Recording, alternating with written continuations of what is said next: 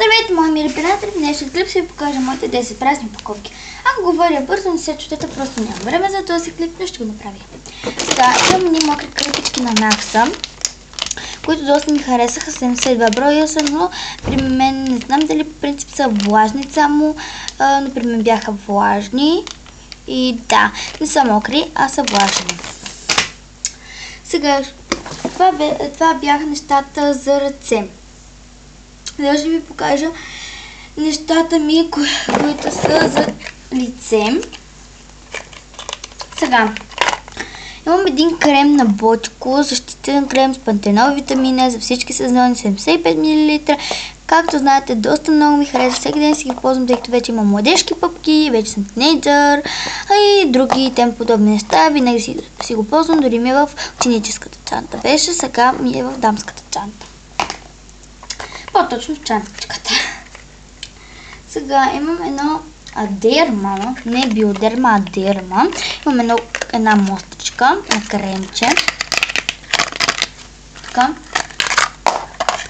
ето го. Така изглежда. Така, той е 5 мл. Хареса ми кремчето. Заради цената му не бих си го купил пълноразмерен продукт, но пък ми хареса. Ето така е. Пазих малко, за да ви покажа. Много хубаво се разнася по кожата и е доста мекичко. Мирише хубаво и подхранва кожата.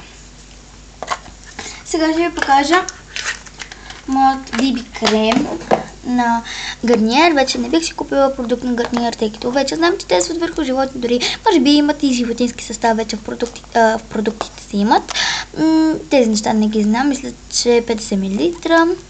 Да. Така че ми хареса BB крема. Малко ми беше тъмен, но пък ми хареса.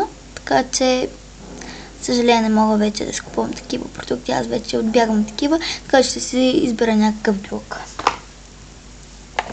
Имам едни лентички за брадичка и за челото. Брадичката за челото. Харесаха ми. Аз си купих цяла кутия за 6,20, един брой лев и 5. Да, хареса ми и този продукт. Ще го купя отново, но бих предпочела да пробвам още един вариант. В броя са 6. В кутичката са 6 са лепенки. Сега ще си покажа нещата за тяло. Имам два душ гела, които са от моята кутия от Коледа, имам предвид от братовчетите ми. Имам този с черешка, душ пилингът. Той е много хубав, както виждате тук има розово, т.е. това е продуктът. Има в него бляскави частички, които стават в тялото за половин час. Мирише хубаво, но не се задържа на тялото, за съжаление. Този на мен ми мирише на ягодки на море, но не знам, за съжаление, с какво е. Той също е розов, както виждате. Аз този по-точно го ползвах за ръце, защото нещо ми изсушаваше кожата. По-добре на ръцете, защото все пак се мажа с крем. Аз си мажа за тялото с един продукт, който сега няма да ви го покажа. Ще ви разкажа по-нататък за него. И да, толкова за тях. И той има бляскави частички. Сега ще ви покажа парфюмите ми, които са два.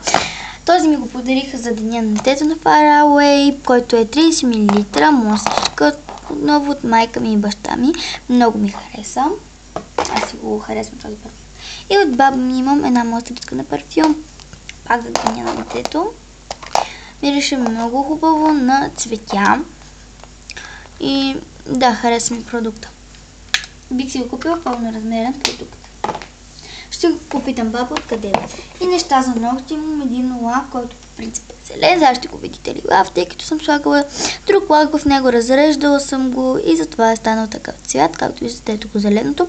Много хубав е.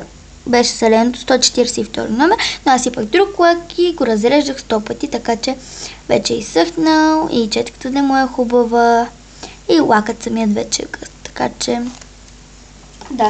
И сега едно малко тиксо